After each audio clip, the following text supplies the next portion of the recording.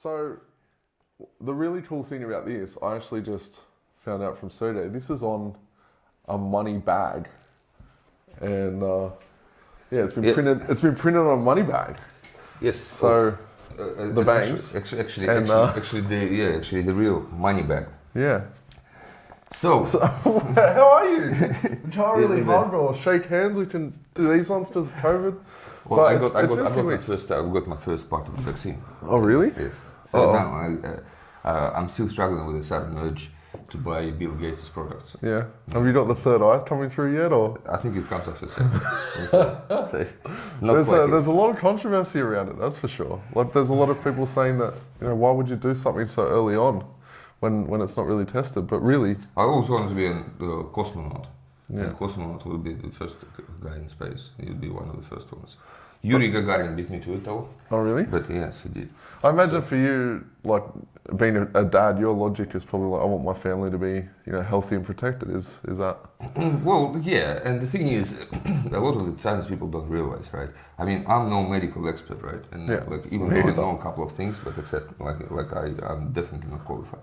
And the thing is, with the like, I was born in Soviet Union, right? So behind Iron Curtain, mind you, what's vodka was the only drug you needed. No. Mind you, what's happening to protect you from any sickness. Now, mind you, what's happening here, right? Yeah. At the moment, it's actually Iron Curtain makes it look like it was a happy time. Yeah. Right. Which in fact, like it was, but the thing is, like it's crazy what the government is doing. Yeah. So, there's no one holding guns to your head to get a vaccine like they would have been back in the Soviet Union. They're holding guns to your head if you're studying chips. If you're studying in chips when you're not supposed to, right? So taking the mask off. Oh wow. But no, here.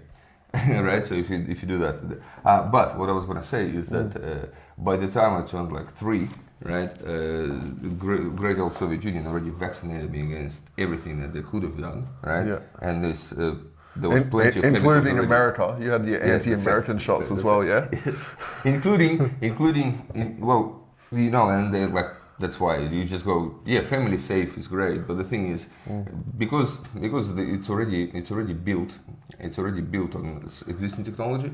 So it's not like they go, okay, it started, let's design vaccine now. Yes. What it was, let's start it, let's see what vaccine, the current vaccine we can use to bolt onto to create this one.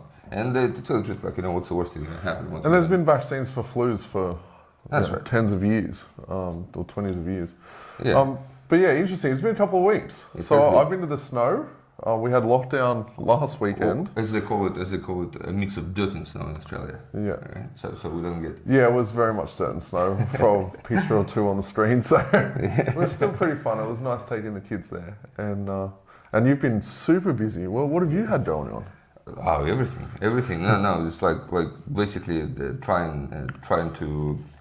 Keep afloat in a crazy market, So this is and growing things like the fund's growing quite nicely. Yeah, that's right. So the fund is going on nicely. We actually launched a second fund, the one, the market neutral one.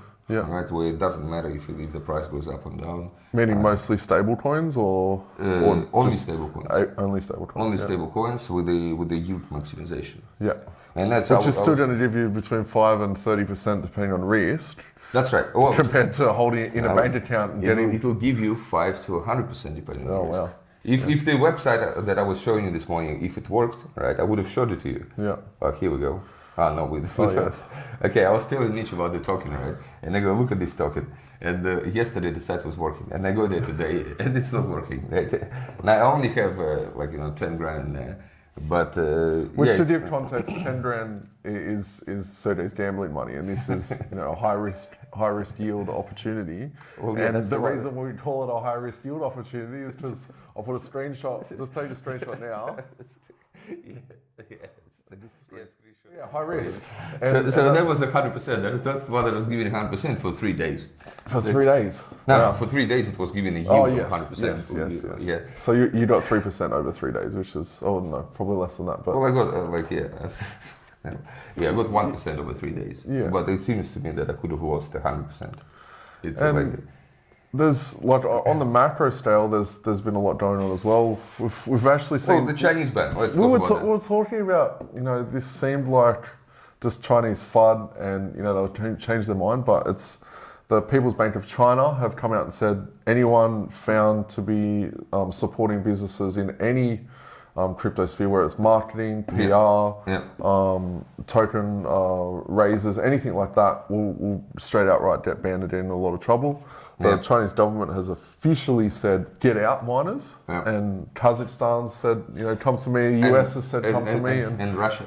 Right? And Russia. There's been so many requests to find electricity in Russia. It is crazy. I haven't seen it ever. So. And there's photos and pictures which I'll get some thrown on the screen of huge amounts of miners like just stacked up ready to get put into 40-foot containers and sent to the US or sent to different countries. I still think part of the play is basically the government stepping in and actually making it the government play.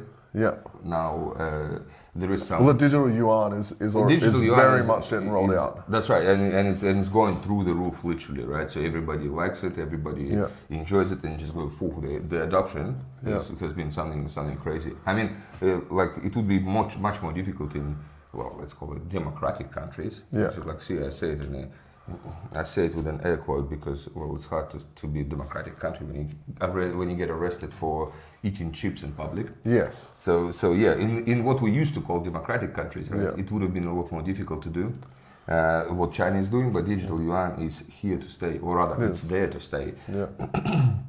And the funny thing, I saw a tweet from Anthony Pompilano that said, "How long until China bans China?" It's because of how crazy it is. There's going to be a point when it gets just so crazy that it just starts banning itself. Well, the thing is, like to tell you the truth, like with that many people under management, put it this way, right? It's like you really do need something really strong. For sure. I mean, put it this way, it's very hard to be an anti-vaxxer in China, I would say. Yes. Right. Or anti-anything in China. Anti-anything. Yeah. Which is well, I guess it's good if you're Xi Jinping. Xi Jinping. So that's good if you're part of the Communist Party. That's right. You'd be doing very well for yourself. Indeed.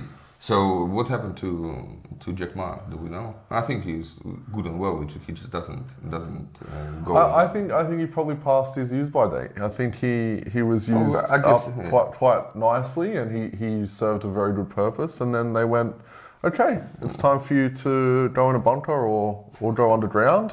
Yeah. Like 6 foot under, and we'll appoint someone new. There you go.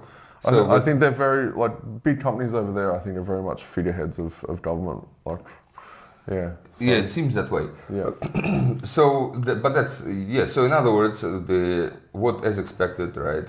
What happened? So Chinese miners got out of China, and what happened to the price as expected? So the price tanked. We saw close to 28k US. We're hovering around the 33, 32 mark at the moment. Yep. And Bitcoin being what Bitcoin does, it evolves, and it's evolved so well over time. It's still a very slow technology, but code-wise it's very advanced. There's a difficulty adjustment part of the code that's been added a couple of years ago now, yeah? So what's basically happening, right, is that the hash rate or the difficulty of the network went right down, right? Like halved or a quarter from all the Chinese miners. So they turned it off, right? And but the thing is, because of the difficulty adjustment that Bitcoin is able to do, profitability went up. Profitability for the rest, for whoever was left, obviously increased. Went up 50%. So it's pretty good, right? So basically, in other words, before there was X amount of units mining, now there is half X, right? But for the same number of coins. And I think in a week, is it difficulty adjusted weekly, or is it based on blocks? It's based on blocks, right? So every couple of weeks, depending on how many blocks are mined. It's constant. It's just like it's not a sharp graph. Yeah. It's basically one of the adjustments was 28%.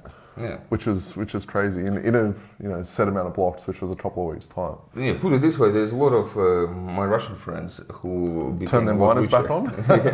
who became a little bit richer now, right? Even though the price tanks. But to tell you the truth, the market does what the market does. It does, right? And even though there's no biggie, right? If China turns it all off, right?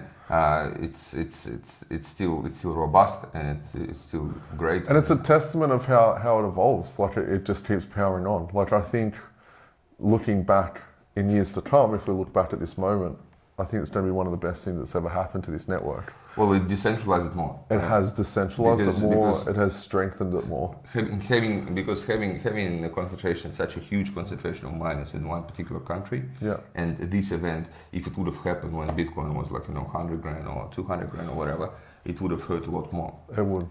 It's funny. Maybe the US knew that this was going to happen, and that's why they started all this energy fund. Because now there's no real reason, apart from the energy situation. There's no other real reason for America to hate it. They hated it before because China had such a stronghold on it. Well, that was their words, not mine. But now, like, America will make something else up to hate it. it's all in a narrative, right? It's all in a narrative. Of course. But like the thing is, we can see how easy it is to create a law of anything, right? Yes. And start hating it altogether, right? And given price it's very much in a range of, we've been in this range for about a month and a half of 41 to 31. And then more recently, in the last 2 or 3 weeks, we're in the kind of 30 to 35 range. Given we're in that range and the amount of news that's coming out, like Paul Tudor Jones, hedge fund billionaire, heavily invested in crypto, Stan Druckenmiller, huge hedge fund guy, heavily invested. All these English as well as US as well as European hedge funds are coming in. I think even in Germany, the regulator for the FinCEN and the finance industry has basically come in and said, hey, we're allowing you to invest up to 20% of your clients' money into cryptocurrency, and they have something like $3 or $4 trillion in assets under management. Well, it didn't show in the price, but it did not show in the price, and like looking at that every single day, looking at the news, looking at what's going on, VCs coming in and funding a lot of these crypto projects. VCs coming in and funding exchanges in South America like Brazil and other South American countries like Argentina.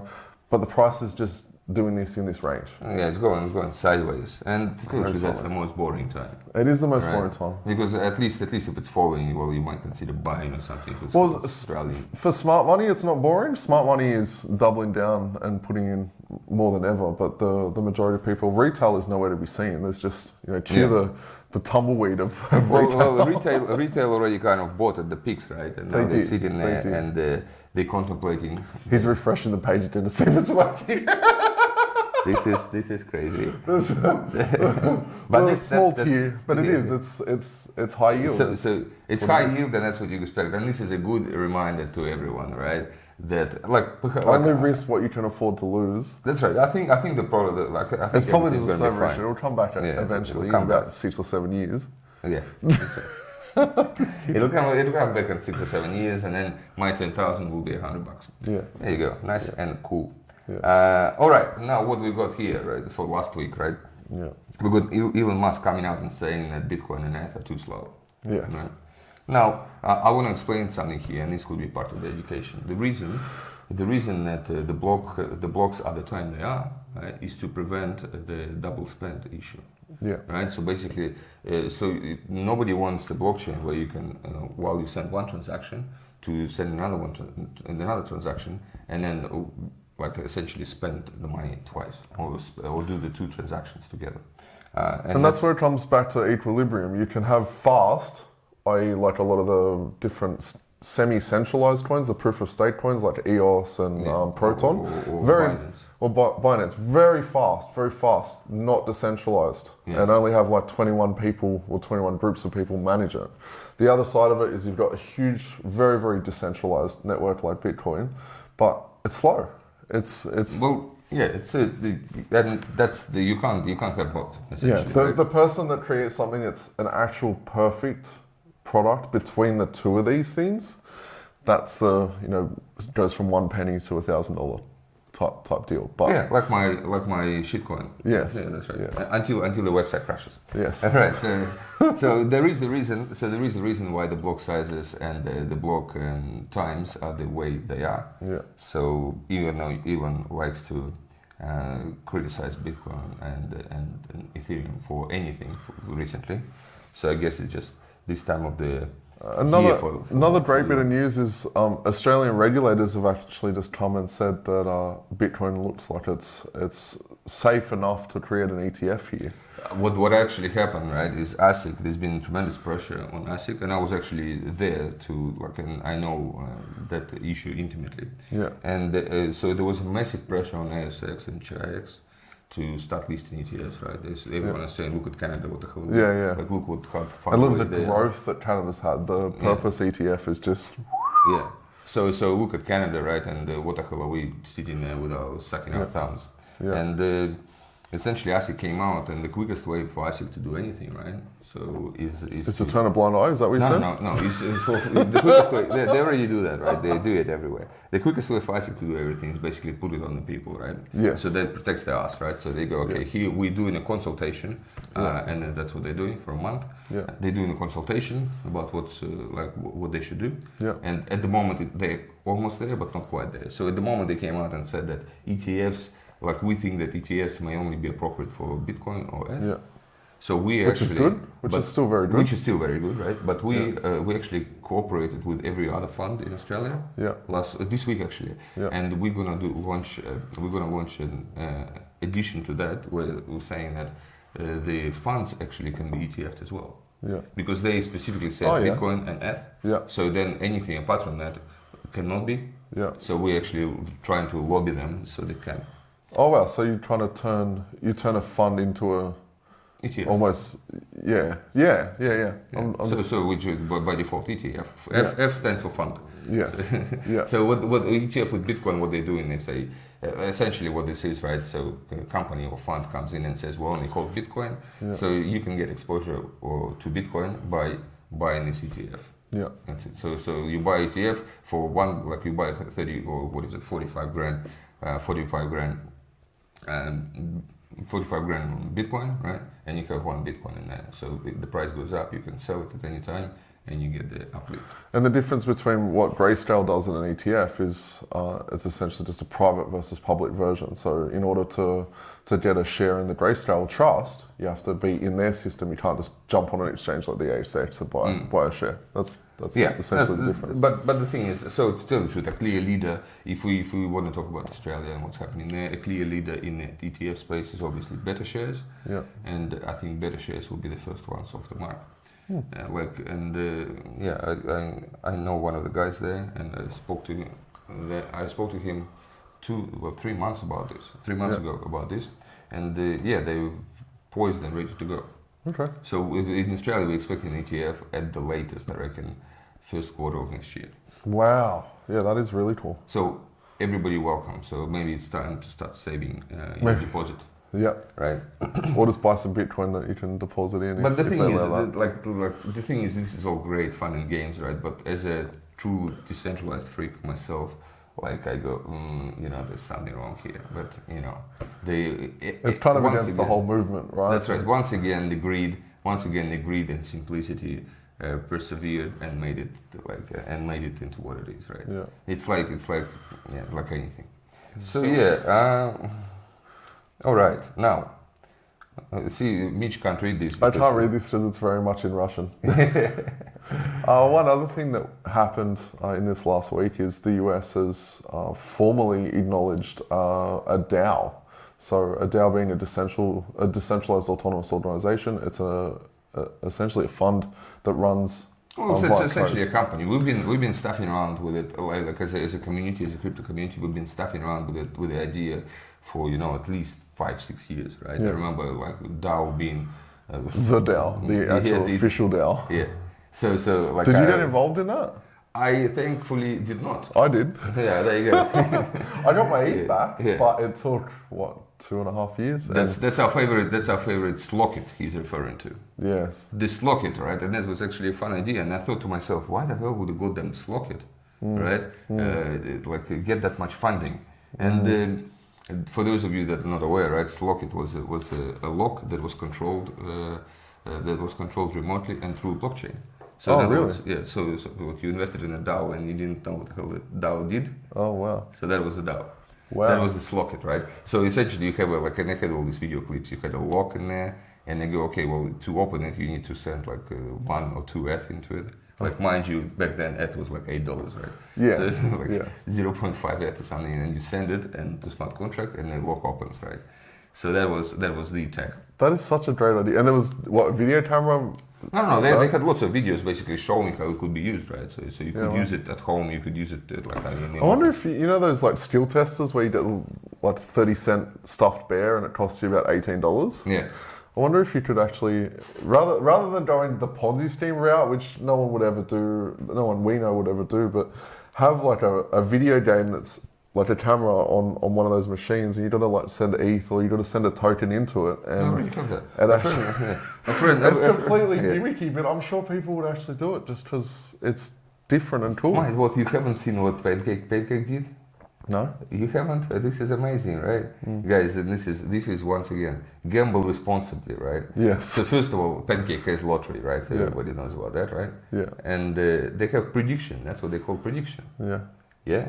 And they have a little warning here that I understand it's a product using its own risk, right? You are throwing your money away. Do you want to proceed? Yeah. Okay. So there you go, right? So you basically bet on the price of BNB.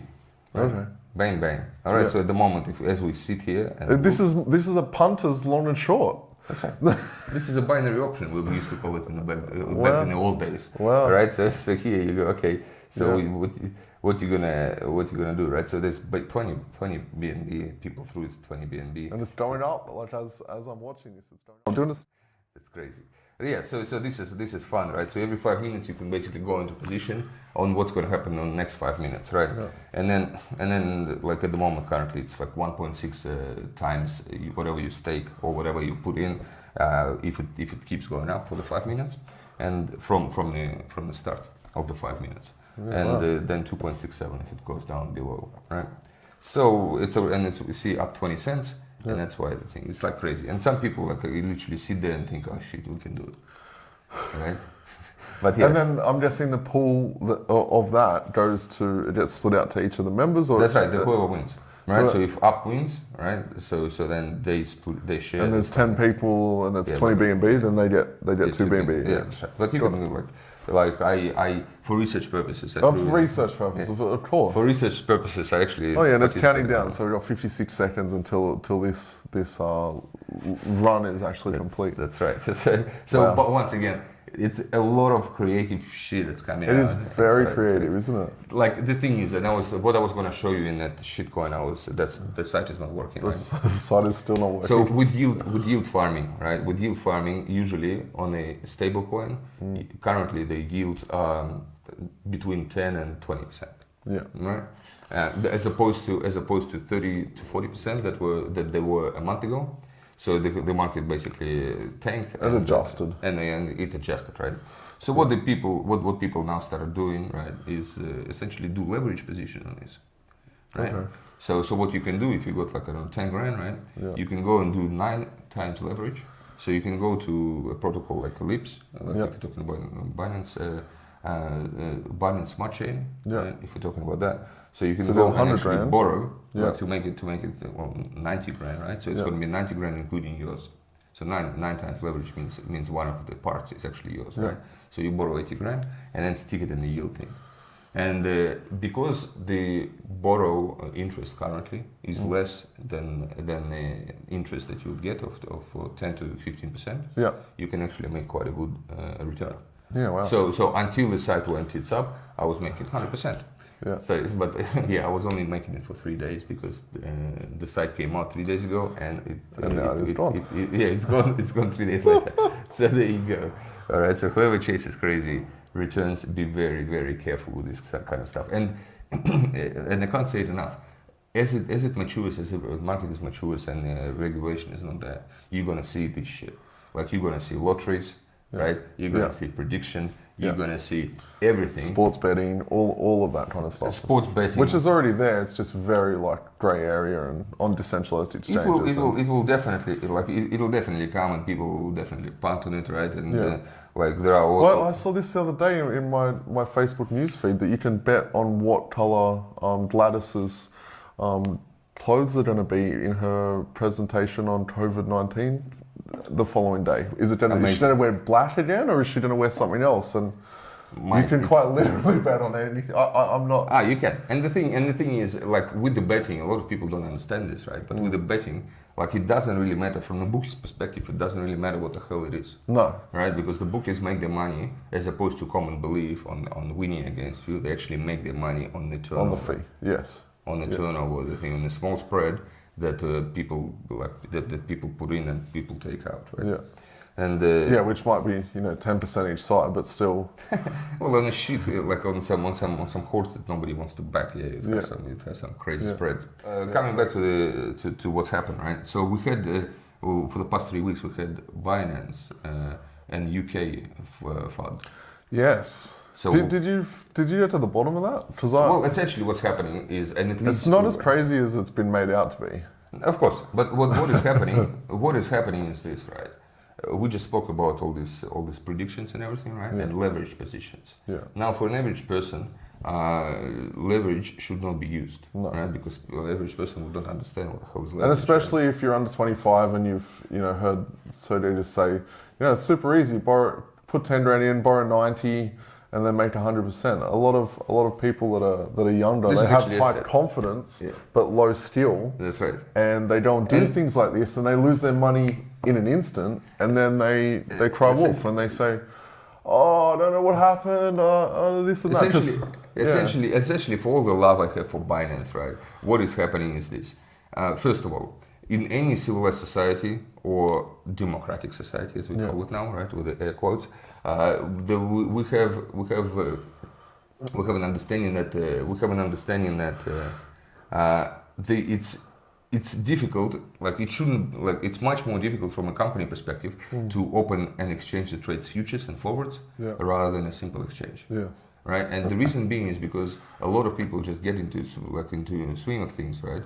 And they go, okay, let's go with the leverage positions on anything. Yeah. And that's why the government, if you go to ASX right now, start trying to get into leverage positions, you'll have like a 5-page test. Yeah. That is not very difficult, not very easy to pass from the first go, right? To start trading derivatives. And basically, what happened? Binance has been offering derivatives to people that shouldn't have them. Yeah. And England finally came and it is hard. I've never traded with leverage at all. But I was curious to see how difficult the test was, and I didn't pass it. I didn't actually go through to the end of it because half the questions I couldn't answer, and I'm like, well, this is probably something that I shouldn't be using. I passed it from a second go. Right? Oh, well, there you go. I passed it from a second go. Now I don't feel so bad. Actually, it made me feel pretty... I have literally got a degree in this sort of field, right? And they go, shit, it took me 2 goes to pass this. Well, I don't have the degree, and I've never traded before, and I actually felt a bit silly. I felt like, wow, how do I not know this stuff? That's right. And Binance allows everyone to just basically step in and start trading. And you got people who have definitely shouldn't be trading in the first place, but then you allow them to trade options.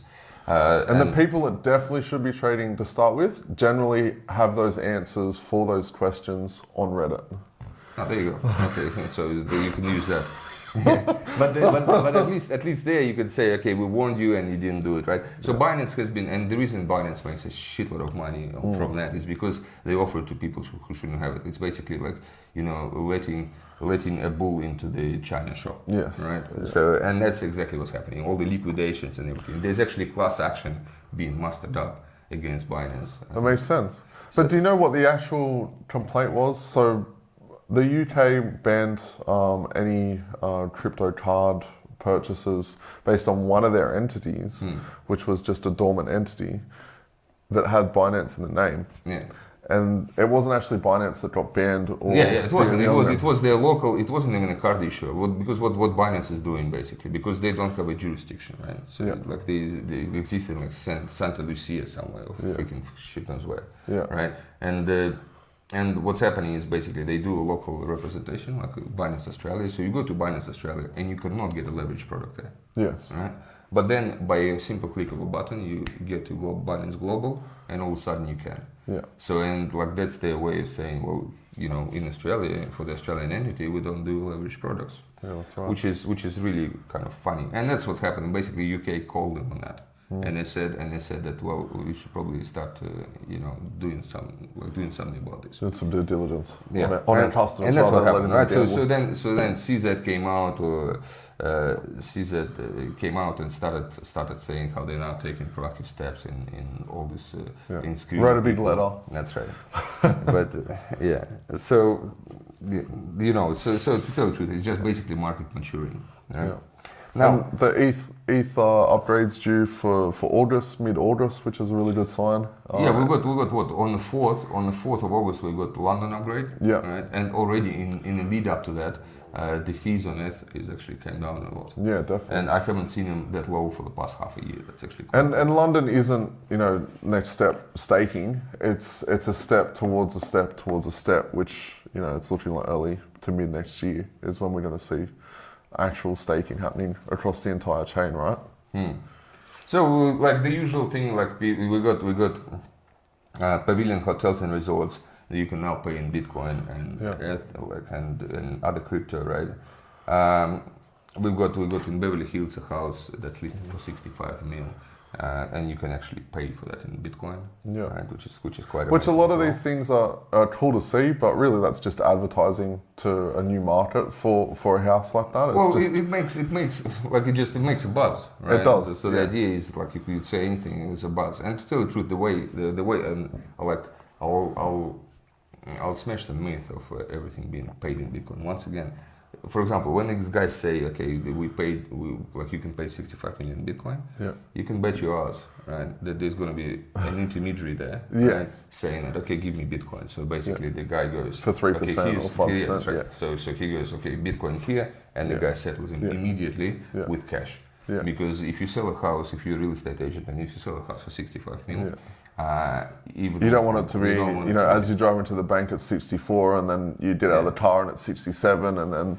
Well, 67 you want, but you don't want it to be 50. And then you get into the bank and it's 52 and then you're about to cash it out and it's 30. So that's the thing. And that brings me to my next point.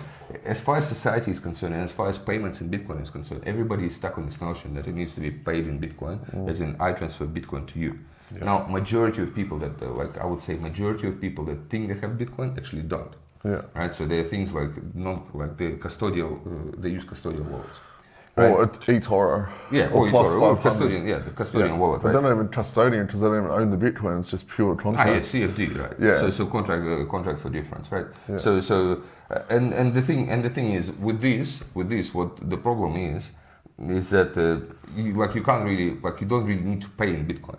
So what it is basically, all you need to do is a simple in and out from crypto.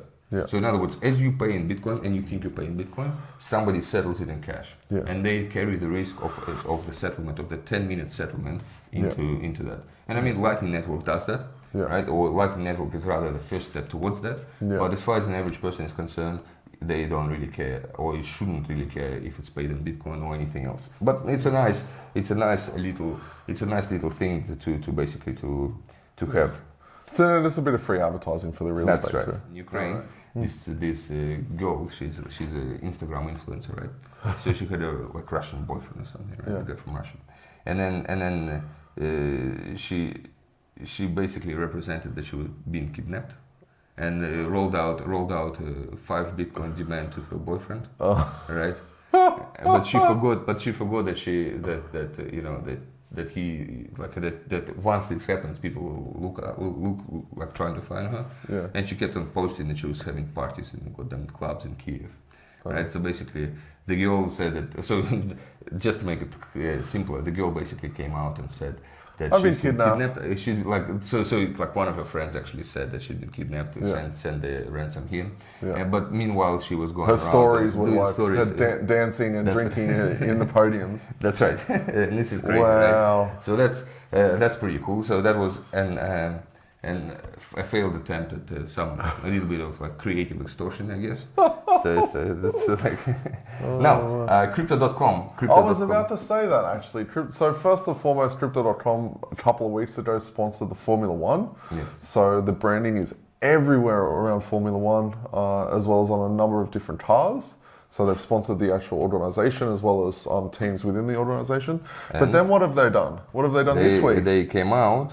Right, and they sponsored the UFC. 175 million over 10 years. Yeah, so that's not bad. So now we're going to see a lot of crypto.com on every single fighter's belt, as well as in the ring, as well as like on the billboards as well. So I think someone was telling me that they have 350 million subscribers to UFC, like across all their social platforms and everything. Yep. And who watches the UFC? Well, the guys that buy crypto, right? Punters. That's right. And punters. Retail. So what they've done there is fantastic. And I've always been a little bit skeptical of crypto.com. You don't know who the founders are. You don't know, who's running it. They're, based out of Singapore. And Singapore is really stringent on regulation and making sure all the T's are crossed and I's are dotted. But I like to know who. To tell the truth, that they do great metal cards though, and the customer service is freaking horrendous though. It is horrendous, and when something actually goes wrong, I've used it for loans. I don't currently have any loans open with them, but I've used it before. And when one time they were having downtime and the app just wouldn't work, and I'm like, No, so what I do, I don't. It was forcing me to re-log in, and I was like, and it wouldn't work, and I was like, oh. No, it's sometimes sometimes it gives you these cool warnings of saying, you've been banned or something from the platform, and like whoever designed the warnings for crypto.com, right? These pop-up warnings is a freaking muppet. Right, because it says, "Oh, you've been unauthorized." You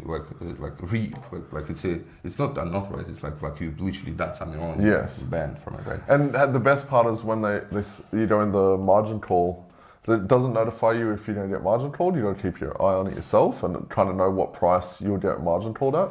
But if you go in there, it'll say it's been there for ages. It's a coding problem. It'll say your loan will trigger a margin call, and there's just a random character that looks like a Russian character or something. It's not even an English character, and you're like, oh, that's a little concerning. Yeah. So nonetheless, by them sponsoring UFC and Formula One, they're getting in front of a huge amount of eyeballs, and it's really fantastic what they're doing. And it's probably cost them nothing. They probably just sold some crow. Yes.